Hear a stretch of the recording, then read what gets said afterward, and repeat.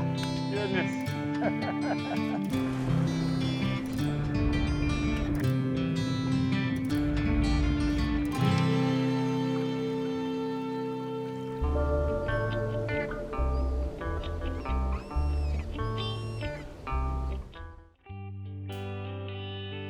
This week we're in the Venice, Sarasota area. We're fishing with Mark LaMacchia. Season's changing, we're getting into the fall, the patterns are changing.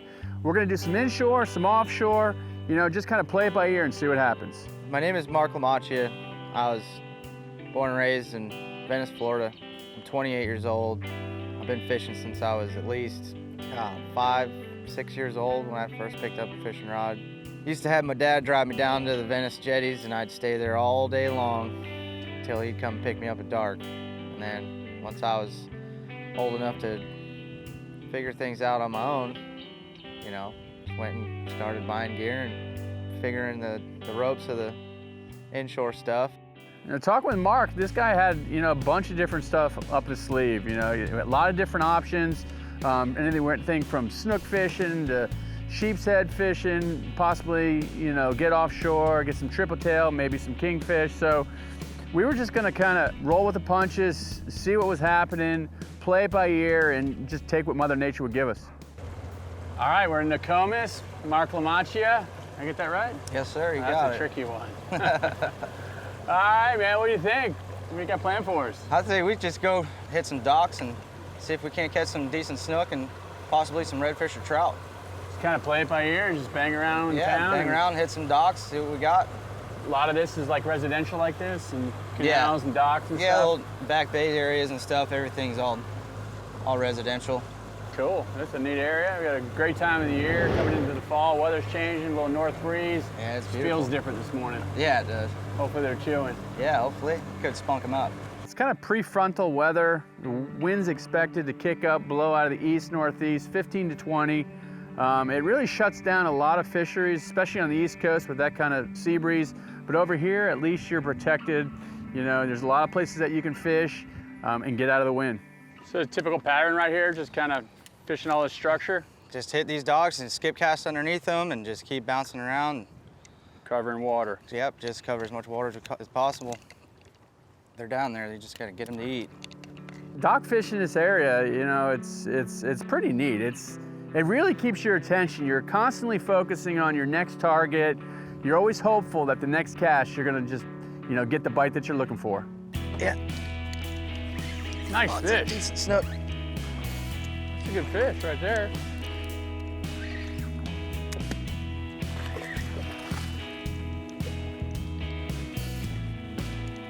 He wasn't under the docks, he was out in the open. Just bouncing it nice and lightly off the bottom.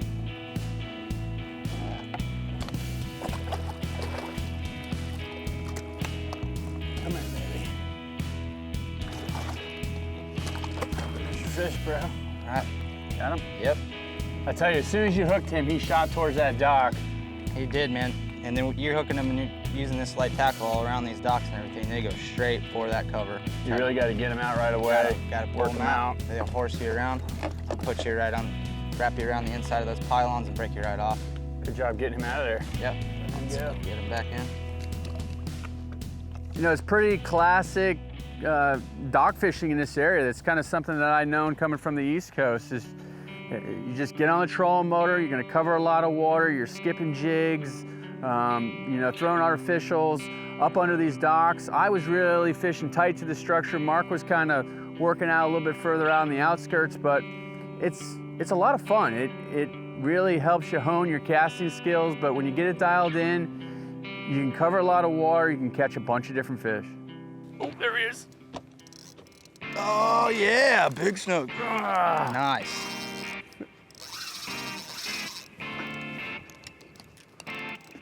Usually you pull the opposite direction, he'll go the other way. So I'm pulling him towards the dock.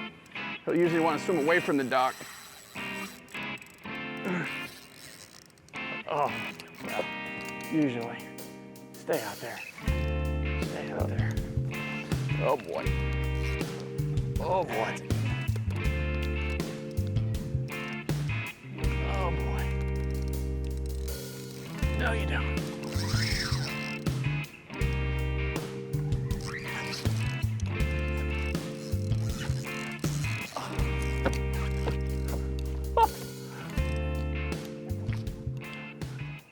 That's a on this, good one. on this tackle. This 15-pound spider wire. Stealth, man. I put that Savage gear just on a jig head.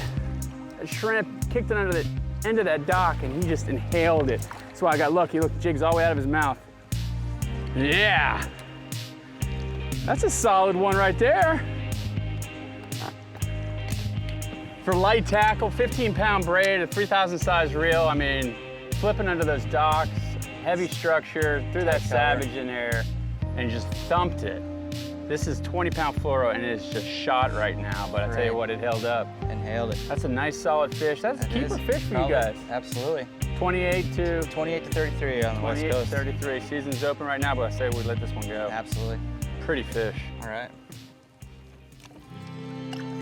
Real-Time Florida Sportsman is brought to you by Mercury Marine, #1 on the water.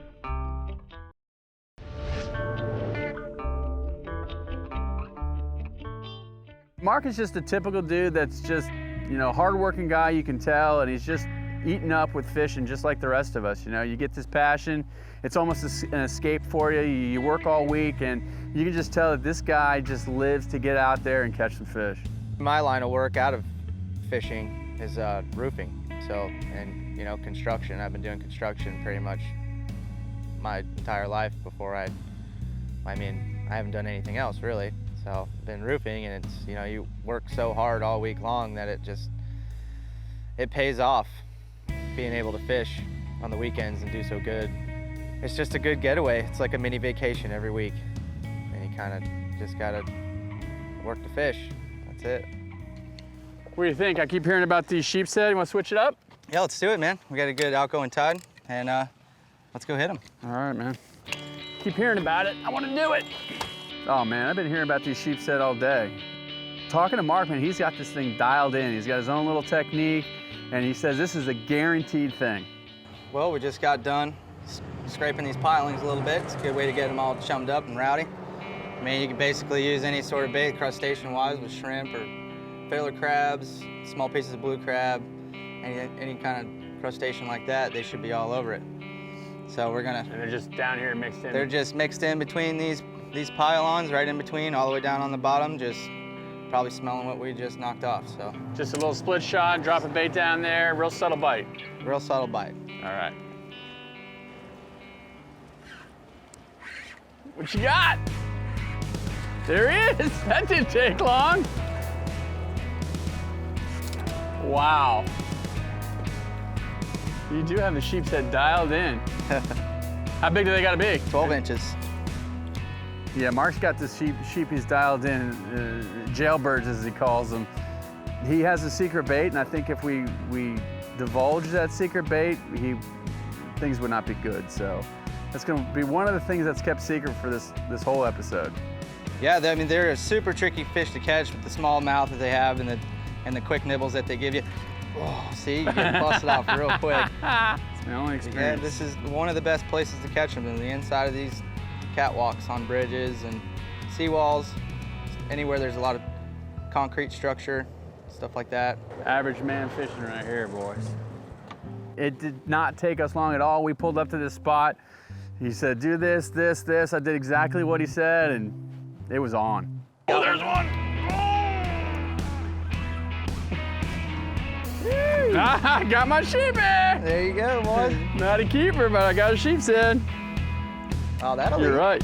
Real subtle. Yeah, that might actually keep. Look at that mouth. I know it.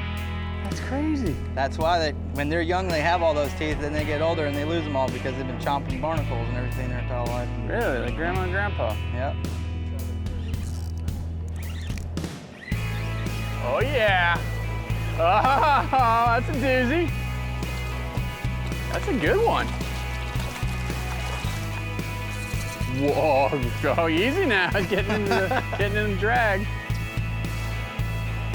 That's a solid sheepshead right there. I got your rod. Look at that thing. Just crunching that hook. Oh, I just hear it. Metal. Gosh. good eating. You can take the family in here, the kids, they would have a great time. And some great eating. Yep. They're a little tough to clean, but they're good eating, right? They are. Great white meat. Basically, because their rib cages are real big. They go all the way back to here. So really, you're basically only getting that much meat. But when you fish them like this and you catch the big ones, you only need a few.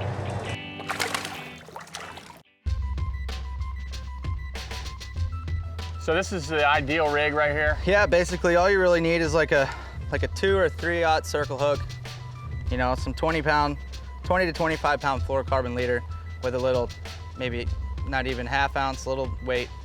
You kind of want to keep it at least a foot and a half over top of the hook.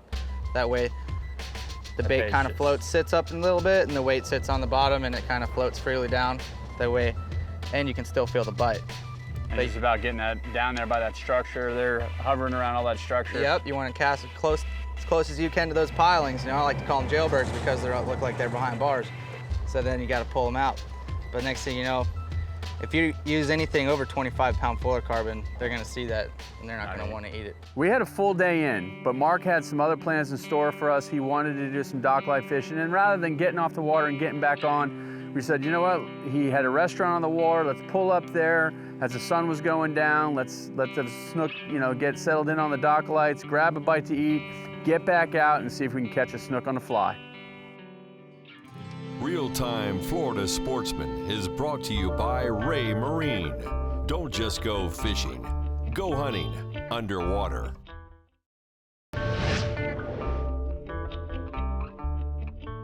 I've kind of grown up doing dock light fishing, real popular in a lot of places where there's a lot of snook, and it's a great way to target these fish.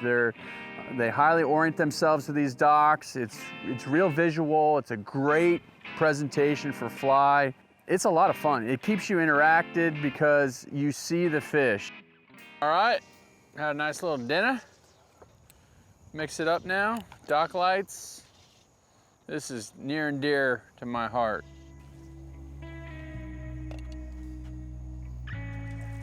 There he is. Nice. That's a better fish too. Oh, come out of there. You don't even have time to get him on the reel doing stuff like this. You just strip him in. Oh, don't get any better than that on that 8-weight. You can see that one that you're gonna catch. Nice little snook. Good job, man. Thanks, brother. Thanks for making it happen. Absolutely. These dock lights are pretty incredible. A lot of these people in these residential areas actually put these lights out to attract fish. And these lights, you know, shining down the water, the small, you know, bait fish get into those lights. They actually feel safer in those lights than they do out in the darkness. And the snook just, you know, congregate around these same lights. Not only snook, you get trout, ladyfish, small tarpon. It's its own little ecosystem. Got him? Yep. That didn't take you long. That's so cool. I hear a porpoise back there. Got a lot of problems with those around here? Yeah, you want to try to at least, you don't want to try to horse the fish in, but try and get it away. That way he doesn't get eaten by that old pesky blow shark. That's a decent snook right there. It's basically the size of these ones around the lights. They do get a little bit bigger than that if you let it sink down a little more, but that's about basically all you're going to get around here. Day one, we were pretty much, you know, stuck inshore because of the wind. Mark had some different plans up for day two. The wind was a little bit lighter, blowing straight offshore. It afforded us the ability to get out there, to look around, and hopefully either get a kingfisher or a tripletail. All right, day two. Day two, man, we got a nice, beautiful morning. We got an offshore wind. Run these crab traps and see if we can't pick up a couple of kingfish, maybe some tripletail once that sun gets up a little higher. Going out of Venice Inlet? Out of Venice Inlet, We had yeah. an awesome day yesterday, just a lot of fun. One good thing about this time of year is the tripletail. In the fall, they come in, and that's when stone crab season opens and all the crabbers go and set all their traps. As the water cools down and the more traps that they pull out, the more of those tripletail come in, and they sit on the bottom of those buoys. So you fish pretty close to the beach for these? Yeah, anywhere from, you know, the first set of crab traps out to maybe 40 feet at the most. I mean, you kind of just zigzag back and forth through the crab trap lines and see where you're going to get your bite at. once you get your bite, see what depth you're in, and then run that depth. And usually you can pick up quite a few fish. Well, nice little morning here, blowing east, so it'll be calm close to the shore. Further off you get in the Gulf, it's gonna get a little sporty, but. We could have some good luck. Like I said, if you just zigzag and hit 10 feet out and then come back in another 10 feet and then see what column you're getting your bite in and then just run that depth. So on the West Coast, out on the beaches, you know, up to a couple miles offshore, it's littered with hundreds of stone crab pots. It's stone crab season. These crabbers get out here and set their pots, and it's just a little floating oasis. These tripletail love structure, and what better structure than a little crab pot that they can sit under all day long. Just getting some stuff out. You know, they eat just about anything. It's kind of small and suspending. Small and just sinks a little bit. And you know, if you spook them, they'll just run down the trap, and you just give them a couple minutes. They usually come right back up to the buoy, and you can always get a second shot at them.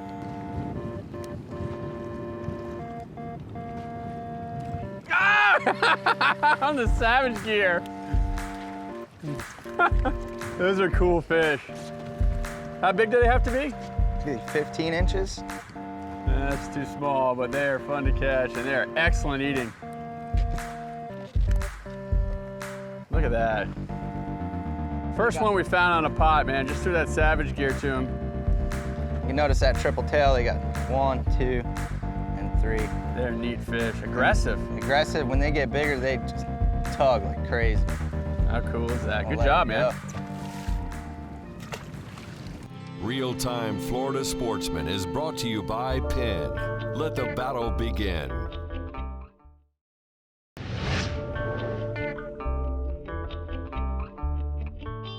Tripletail love, you know, small bait fish, crustaceans. So it's a great opportunity that you can either, you know, throw artificials, throw a fly at them, or even throw live bait. So it doesn't, you know, they eat quite a bit of different things. It really depends on the size of the tripletail that you have to scale your tackle back to. Yeah, he's on the right side of the buoy. Perfect. He's on it. Nice! Awesome. I just dropped that fly in there. He inhaled how cool is that? He's not very big, man, but wow, how aggressive. Look at that. What a fun fish. Come out here and light tackle, a fly rod in your hand, and these things get big. These are small, season's just kind of getting going for them, but nice. The little guy. Good job, man. It has not taken us long. We've been out here for, God, fishing for 15 minutes and got 2 already.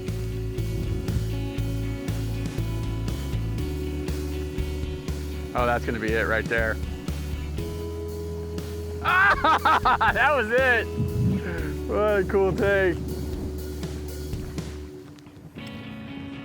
God, I could spend all day doing this. Out last night on dock lights, sight fishing, catching them, the snook on fly, then out today, catching tripletail on fly. Woo. What a place. Yeah, that was excellent.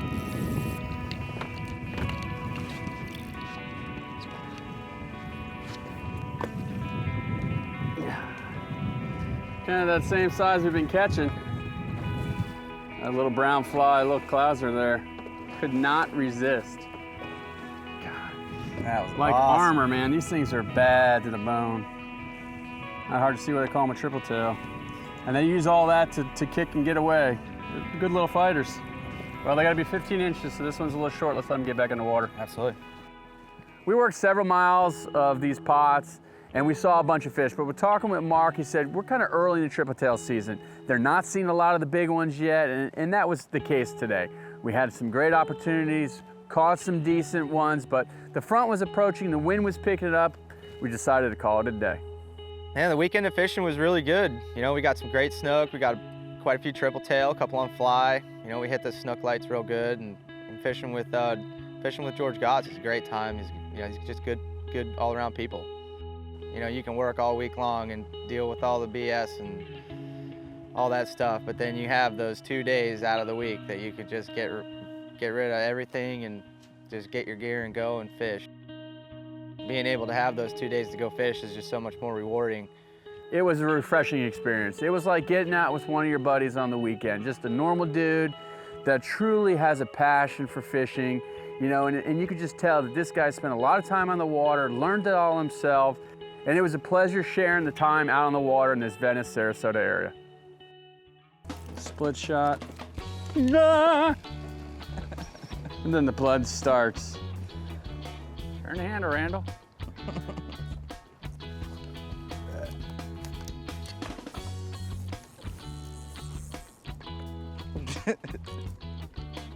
Low and wide, baby. Low and wide. The only bite I got was from a motor guide. But it was a solid bite. I mean, solid. Really whaled it. Oh, dude, he hit it. I set up on him. 36 volts of power. He hit a topwater, Missouri. Most motor guides, I mean, that's probably one of the preferred baits.